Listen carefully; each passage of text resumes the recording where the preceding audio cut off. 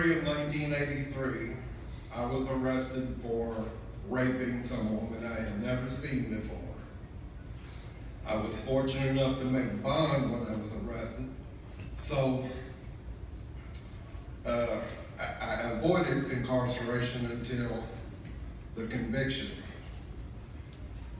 From the as soon as I was convicted, they took me down to the jail, and right away I got the typical, "Hey, what are you in for?" And my response was, "Man, I'm in here for rape, but I didn't do it." A few months later, I'm shipped down to the prison. Going to the fish tank, and right away the story starts. "What are you in for?" And I say, "I'm in for a rape, but I swear I didn't do it." And that's where I met the Me Too's. They said, "Yeah, me too. Let me know how that works for you." So, a few years passes by, and I'm no longer telling that story to the fish. I'm telling it to the lifers and the long timers. And as I tell my story, I get the feedback, "Your story sounds believable, and there's one other story that sounds believable, and that's the story of Ted Maynard." And I said, "Well, who is Ted Maynard?" Because it kept coming back. Ted Maynard sounds like he's innocent as well. So I found out, because I'm innocent, I seek him out. I'm drawn to this guy, Ted Maynard. And when finally somebody points him out to me on the yard, and he's this old, broken, frail man that has isolated himself from the rest of the population because of the hard bit he had done early on. But he had been, when I met him, he had been locked up about 15, 16 years and done learned how to do his time. And his time was to cut everybody out and just eat and sleep. But because of this innocence, I'm drawn to him. And finally, I get up next to him and we develop a relationship. And we start jailing together. We don't talk about our innocence. We talk about how to do time. And that's the way it was. And we just did our bit together. 11 years goes by, and all of a sudden, I get paroled. And I go to Maynard, and I said, "Maynard," and he had already been abandoned by everybody else. I tell him, "Maynard, I'm gonna remember you when I get out. I'll help you." I get out, and true to my word, I write him a few letters. I send him a little money. But I'm dealing with readjustment myself, and in a short time, I had just become another one of those transient people in Maynard's life to cross through his world. But I didn't forget Maynard.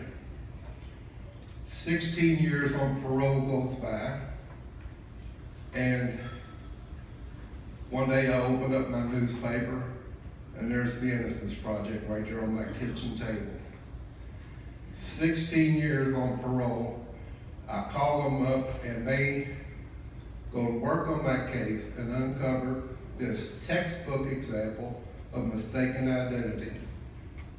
And all of a sudden, after 27 years as a convicted sex offender, I'm a real life citizen again.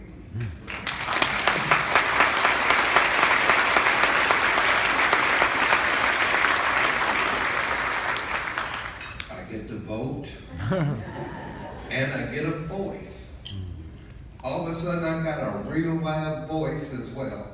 And the very first thing I say with my voice is, "Get Ted Maynard out of prison. He's got nothing in his blood. He's got nothing in this world but a life sentence. He needs some help. So the Innocence Project took on with his case, and they got to looking at it. And his case started in 1969. So uncovering any evidence in that thing was really difficult. In fact, impossible. So in the end, the Innocence Project didn't have anything to work with. And not that they were abandoning the case, but my voice, I wasn't going to let it go. I said, well, what about parole? What about some other way of doing it? And then starts preparing a parole package for Ted. But in the end, by now, Ted had done been diagnosed with dementia. So for him to be paroled was definitely to a nursing home some kind of way. We weren't finding any nursing home that would take a convicted murderer. And that's where my voice, as far as my voice could carry Ted. But I still have this voice, so I lift it up in other areas. The death penalty being the first thing I go after. And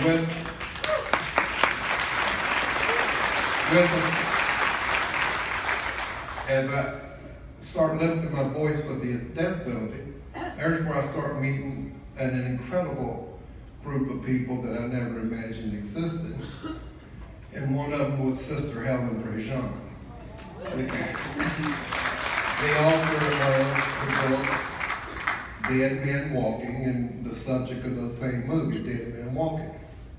An incredible person who attacks the death penalty purely on the love of another human being. Way different from how I was attacking it, but to hear her talk about this message of love, you can't help but to be moved by her message.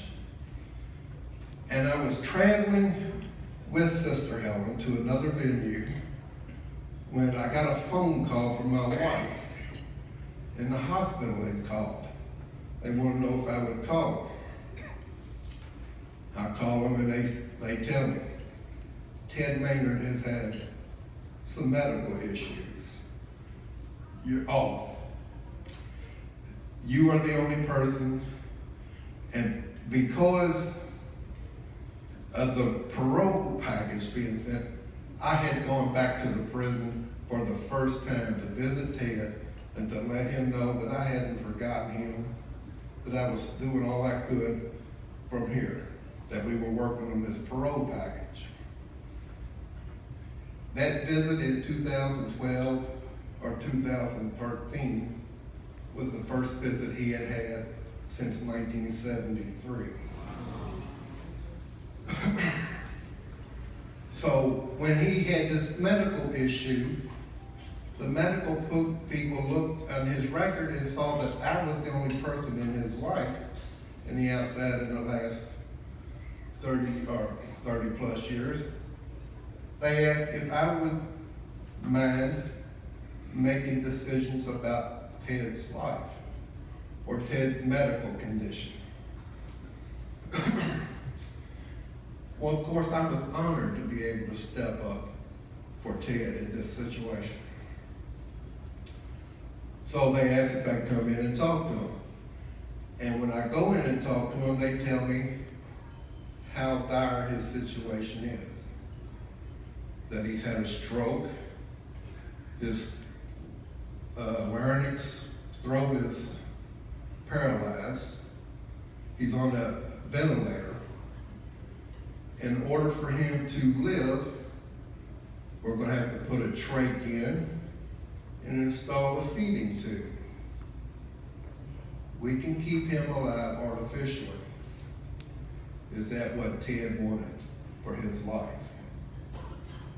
Whoa, not me. Well, while I was honored to step up, now it got to be a really heavy burden.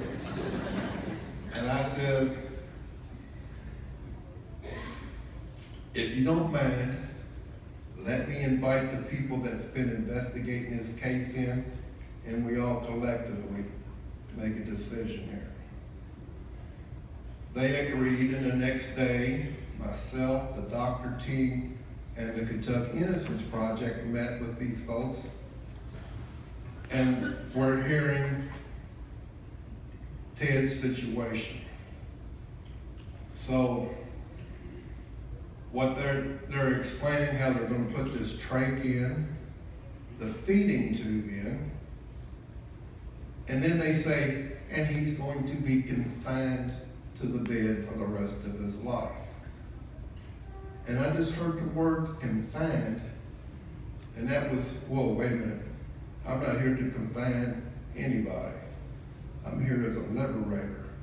So it was with that word, I was able to decide, yes, let's pull the plug on Ted and liberate him. So we collectively made that decision. The medical team, the Innocence Project, and myself would walk into the room. The doctor, the respiratory therapist, removed the ventilator tube. The armed guard that's been sitting with him for 24/7 gets up and walks out of the room. The doctors walk out, and for the first time in 41 years, Ted is outside of a prison wall with no guard supervision. They pull the tube, and right away, the decline starts. It was obvious that Ted was going to be dead in just a few minutes. A really awkward moment, solemn moment. And the first thing I do is identify myself. I said, Ted, it's Mike. You're in the hospital. You're not going back to prison. And there's silence. And you just watch the numbers going down, the line starting to decrease. And I just had this prison rage all of a sudden. And I just scream out, there ain't no fucking screws gonna tell you what to do anymore. And it's over with, brother. So good.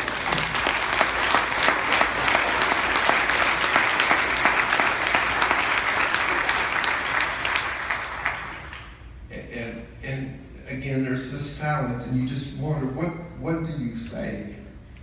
And Linda says, you're going to a better place, Ted. It's just so awkward. What do you say to someone that you know is about to die? And the numbers keep going down, and it's definite. He is going to be dead within seconds. When out of nowhere flashes Sister Helen in front of my eyes, and without control of my own mouth, I just say it, Ted, I love you. I was shocked that these words just came out. But even more shocking was how those numbers were in decline, all of a sudden paused and just hovered, like he was processing what he had just heard. The words that no one has said to him in a meaningful way in over 40 years. And then the numbers started to rise. I said, what? But death was, and it was certain. There was this moment of rise, and it was like, yes, this is freedom. Being loved was freedom, and they got it, and then the numbers just plunged in, boom.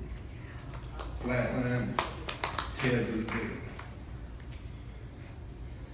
The doctor came in, reached over and felt for a pulse.